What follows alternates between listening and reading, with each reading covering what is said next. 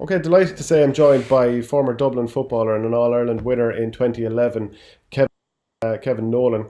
Kevin, first of all, how are you doing? It's going to be Monaghan this weekend against Dublin. You're now living in Monaghan as a club player with Cremartin up there. So a week like this, going into a game like this, is there a bit of an extra buzz for you?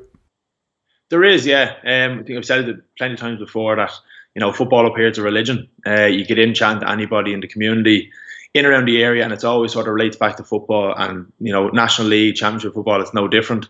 Whether it be chatting to kids in school, they're always trying to get the one over on the Dubs in any game possible, whether it be a challenge, a National League or Championship. So just chatting to them, there is a bit of a buzz. Obviously, the 5 in a row All Ireland champions are coming to town, and they want to, put on a bit of a show. Yes, they played in the last couple of years, and Monaghan have gotten the better of them, whether it be up in Croke Park or in Clonus. And I think it'll be a tester this weekend, seeing Monaghan playing in the big open field of Croke Park against the All Ireland champions. And chatting to managers and kids, they're just excited because it's a historic occasion for Monaghan playing this 5 in a row winning team. So again, sort of pits their talents against the best at the minute. So how long have you been up in Monaghan? And I presume you've grown a little bit of graw for them at this stage, especially been involved with the county under-15 development squads. Yeah, so we actually moved up here 2018, November 2018. So moved up here, moved football, moved job, moved everything sort of. So loving life up here. I transferred all at the drop of a hat to Dublin if we could afford it. But just obviously being a teacher, we just said we couldn't get ourselves set up in Dublin. So I moved up here anyway, enjoying life, enjoying the football, enjoying the work. Yes, getting a bit of a graw for the area. Sure, been going out with Lorna and married to her last year, so you sort of get used to the area. And it's just said, better jump into it instead of beating around the bush. Just said get involved in everything possible around here to meet new people, meet different communities, different people in general. And being asked to get involved with Rory Begg with the under-15s development squad was a massive incentive for myself to stay involved in football and stay involved in coaching. Obviously, would still and I'm still playing as much football as possible. But coming towards the latter stages of my career, mainly because of injury and illness. But obviously, being a PE teacher as well, I see myself going into coaching and management. So, this is just a step on the ladder for me, and something that I really enjoy.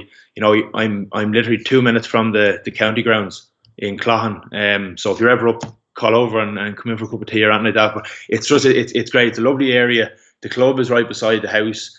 Cloughan, the county grounds, is a minute from the house, I said. And it's, the county lads are coming to train here every Tuesday and Friday night. You see Banty going in, and they've been open enough because I'm obviously involved with the under-15 development squad. They see me around. So, if I'm asking them a couple of questions, whether it be Peter Donnelly, I've chatted to a couple of times. Haven't spoken to Conor Laverty yet, but I'd love to get down and have a look at some of his training sessions because, he's all about game understanding and getting lads playing the game, the way sort of you would have seen Kilmacud playing it in the championship. So, my plan over the next couple of months is to be a bit of a spy, getting in there and have a look at some of the training sessions, but obviously not passing on that information to Dessie or to any other manager, unless there's a fee involved. Maybe I do that then. You're dead right, man. I'd be thinking the same way myself. How is your own football going? Because I suppose if Monaghan came calling, you probably wouldn't necessarily say no, but that's dependent on obviously you've talked about diabetes in the past, and you said you're carrying injuries too. Yeah, no, geez, I would have said a long time ago that county football is such a privilege to play for your county, playing with different clubs, different lads, and it is such an achievement. Unfortunately, the way it went for me between different injuries and illnesses, I haven't been at that peak level, and I'd be doing the county a disservice, whether it be Dublin or Monaghan or wherever it was. Trying to tug out from, because you have to be at your peak, and at the minute I'm unfortunately nowhere near that. Enjoying playing club football, enjoying playing with the lads that are around this area, and it's something that I'll be looking forward to for this upcoming year, because as I said at the start, it's a religion up here. They're just mad about football. You nearly go to a funeral or a wedding and the first thing to talk about is football, ahead of that occasion that you're at. It's that significant up here. Now, maybe being a Dublin lad, you might think all they have up here is football, but there is a bit more to life than football up here. But it's a centre part of the community, it's a centre part of school. Something that I love is you go into the school and you see 10, 15 different 10 or 15 different club bags in the school. So there's such a collection of different boys and girls in the school playing from different clubs and mingling together, and it's brilliant. It's something that I really enjoy, and I have to say, yes, we're trying to obviously educate the students up here, but they're giving out to us if we cancel a training session because of weather and like that. They're just that into it that their life is sort of revolving around their sport, which is brilliant. I've seen the benefits of it, and long may it last. Because I'd imagine it's quite different to Stillorgan and the Bowlerama and all the different things you have there. Oh, it is, yeah. Now again, I give a shout out. There's a GR8 entertainment area. It's actually one of Lorna's friends' father's owns it. That there's a bit of a bowling alley there, but there'd be probably one or two bowling alleys or one or two lanes in it compared to Stillorgan. You might have a cinema which is 10 or 15 minutes away, but again, it's all within a small commute of each other. Now, go up and down to mum and dad the odd time if we get a chance, and probably about an hour and 20 minutes up to Dublin. So it's not as if we're a million miles away, getting flights to here, there, and everywhere. But it's very handy, and it's we're right beside the border now at the minute. So all this Brexit stuff is talking on. It comes up in conversation quite a lot. But just me being a city lad from the suburbs of Dublin, it's a bit of an eye opener being up here. But it's something that I really enjoy, I have to say. So what about the Monaghan football team? They're a team that everyone thinks they get the absolute max out of themselves. Conor McManus is one of the best footballers in the country, but he's probably 32, 33 now. A few other players have been on the road for a while. Are they the sort of team that can potentially go even one better under Banty this year? It's hard to know. Like they're picking from a very small pool of players. They have the way the system they have up here. They have a senior, intermediate, and junior, and you're in the senior league and the senior championship. If you get relegated from the league, you're gone in both league and championship to intermediate, which is good. So it sort of puts an incentive on doing well in both league and championship. But with that, then it brings the low number of players that can actually represent Monaghan. You're looking at Conor McManus. You saw Dessie Moan and Vinnie Corey retiring there a couple of months ago. So they were two stalwarts in the team. They'd be local enough from here to be a 10-minute drive from ourselves here, and they were there for the last maybe 15 years. So when you're losing those type of players, you need the young lads coming through. And thankfully, Monaghan did well in the Ulster and the All-Ireland series a couple of years ago under 21. So they're trying to bring some of those players through. You would have seen with DCU, there was Davy Garland, there was Micheál Bannigan. These are lads that, if they were in Dublin, they'd probably have got a chance. Maybe in Monaghan the last couple of years, they were nearly staying with those older lads, the likes of Vinny and Dessie. So when it came to league and championship football, the young lads weren't getting as much of a chance. Now, maybe that's down to the manager not fully trying to blood the youth. I know Malachy O'Rourke would have been involved, and probably his last couple of years he was looking to just get as much out of the older lads as possible. So when it comes to the likes of developing a 19 or 20-year-old, there's not as much of that happening. There wasn't as much of that happening. Now, this year there's a couple of young lads brought into the panel that Banty's brought in. So, it's going to help Monaghan, but I still think there are a couple of players shy of being able to fully challenge for All-Ireland success. But as again mentioned, Ulster football, it's massive. It's if Monaghan were to win an Ulster Championship this year, it'd be a massive success for them. And I think if especially Banty back in the helm, he's running things now again, and he's looking for a bit of success, I think that's something possible for them this year. I'd be looking at, again, the likes of Donegal and Tyrone putting up the major competition for them. But yeah, no, they're a good bunch of lads for the pool that they can pick from. A question I'd ask you now that you mentioned DCU, there seems to be a bit of a Monaghan link. You went there. I think the likes of Neil McAdam, maybe Declan Brennan, that people might know from the CPA. Yeah.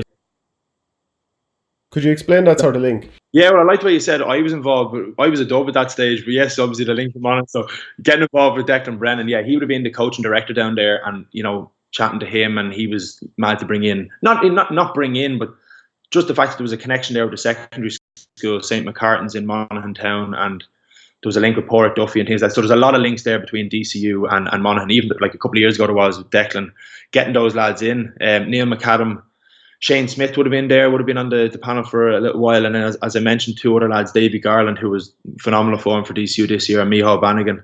And they're lads that, should be breaking through into county football now, because, when I was playing Sigerson football, you had likes of Philly, Kieran Gavin with Westmead, Paul Flynn.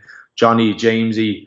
You had lads that were doing really well with the college team and then getting a run with the county, and I think that's what will have to happen. I just think at the minute the Monaghan lads are nearly looking at other things.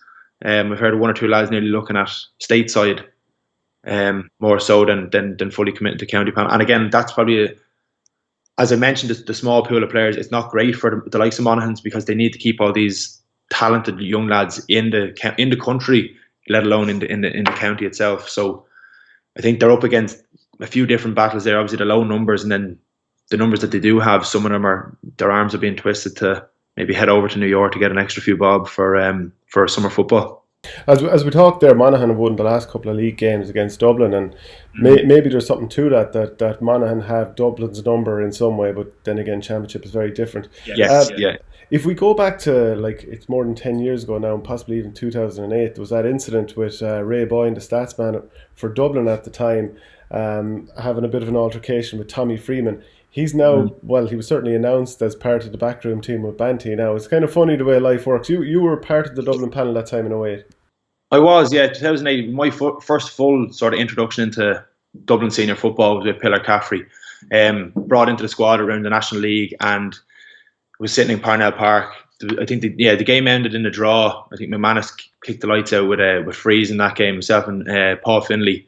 And then at the end of the game, there was a bit of a commotion. All the fans ran onto the field, and something happened whereby, there was an altercation between a Dublin player and a Monaghan player, and I think Ray Boyne got involved in the middle of it. Now, when I first heard it, having spoken to Ray as a gentleman on the sideline doing all the stats, I didn't imagine he'd be doing something like that. But obviously, something had happened anyway, and just red mist came over him, and I'd say bygones be bygones at the minute now. The fact that they're talking about Ray Boyne being involved with Monaghan senior football team, but from what I've heard around here, he hasn't fully been around as much as maybe would have been said at the start. That's just from a couple of lads that would have said it to me in around the school area, as I said, that mad into the football, and they just passed a bit of information on to myself that I haven't been able to fully confirm yet. But it's interesting because he's a massive man to have. He's been involved with Tipperary Hurlers, the Dublin senior footballer, so he has a impressive enough sort of list of achievements there in the last number of years. And again, for Banty, it was just massive to have him on part of his ticket. That's they're talking about it up here, that he was a massive boost for Banty's his attempt at getting into the hot seat at Monaghan football again. And from your point of view, I don't know if you were at either of Dublin's games since Dessie Farrell took over. I kind of feel like, even just based on this team for the last 7, 9, 10 years, that the first year or so, as long as Dessie doesn't come in and spoil things and upset the atmosphere or whatever, and just manages the situation, just doesn't change too much, that this team should continue to roll on. Is that how you'd see it? Oh, 100%. I'm looking at lads, like the last couple of matches, you're looking at players, and it looks like not a whole lot has changed. They're still, they're only back training a couple of weeks after the holidays and things, that their annual team holiday that they go on these days. But no, you're looking at similar enough. You look at Kieran Kilkenny still doing the job he was doing before. Brian Fenton, the first day out, still running through the middle. And for people who are in Croke Park against Kerry in the National League first game, chatting to everybody, they felt there was a championship atmosphere about it. That these two teams that will be, they're the latter end of the season this year come championship, and it's great to see them playing the first National League game and how driven they were first. There was only 5 seconds into the game and there was 2 lads going wholehearted for the ball and smashing into each other, blood sub straight away. And these type of things you don't really equate with some of the early National League games anyway, but it just looked as if lads were there to prove a point. Kerry lads coming up to Dublin again, getting another chance to play in Croke Park. But, back to the likes of Dessie, I'd say Dessie's just keeping that wheel turning over and over and over again, and obviously looking to put his own stamp on it, because he's extremely successful in the last number of years with underage teams in Dublin, and he'll want to have his own influence on it, but obviously without changing too much, because if it's not broke, don't fix it. But he doesn't want to be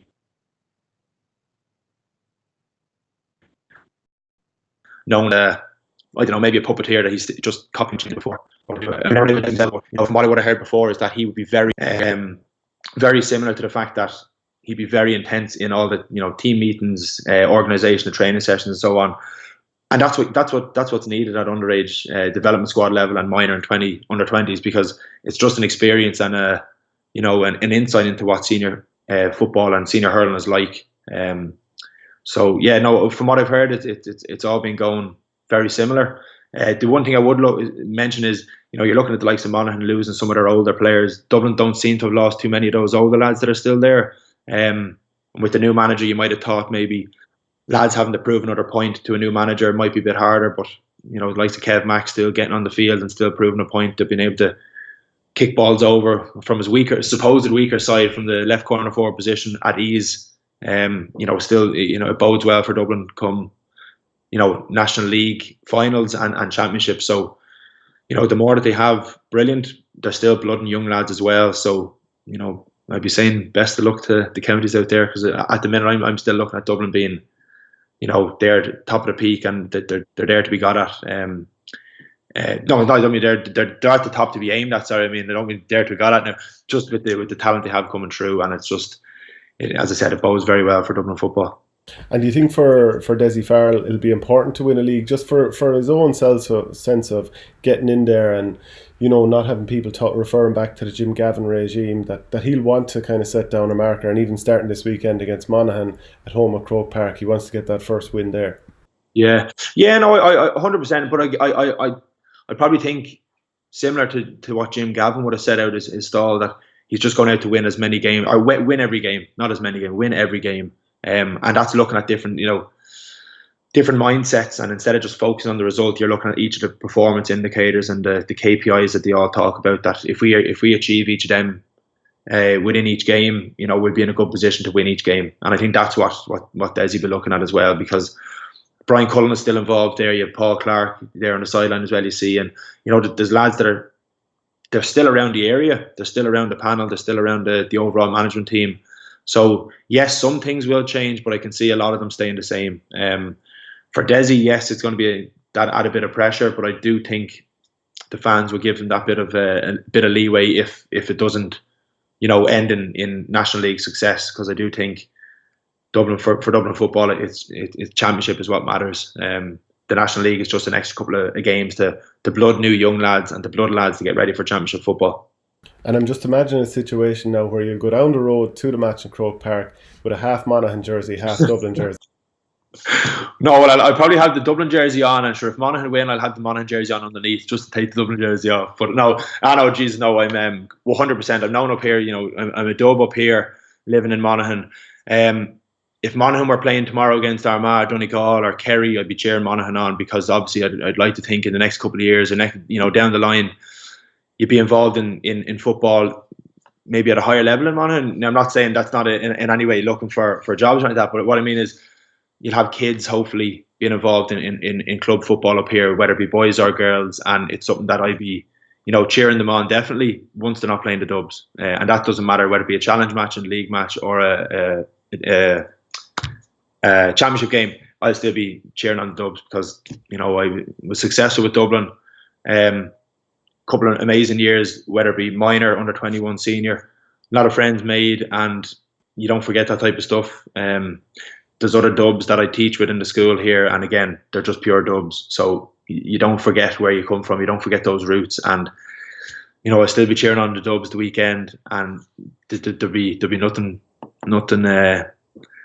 discussed about I hope for Monaghan winning. Yes, you want Monaghan to put it up to them, because I do think the more challenges these young Dubs do face in National League, the better they will be come championship. And it's great to see, again, a couple of my own old clubs, former clubs, Kilmacud men, Dan O'Brien and Liam Flatman getting on again at the weekend against Mayo. Roy O'Carroll playing again, and sure, Paul Manning coming on again, as you've seen. Ken O'Sullivan hasn't been there a bit, but again, there's a lot of Crokes lads back involved, which is great for the club, great for Dublin as well, because they're such a high quality. And again, they're only just to name a few from Kilmacud. There's the likes of Aaron Byrne, and you have Conor McHugh ripping up from Lafina. So I just think these young lads coming through at Dublin, the more challenges they do face early on in their career, the better for them as a squad and as an individual. Brilliant stuff. Really appreciate you coming on there, Kevin. Just breaking up at the end there, but I appreciate that. No worries. All right. Thanks for that. Thanks for watching Our Game. Don't forget to like and share the videos, and if you're new to the channel, hit subscribe.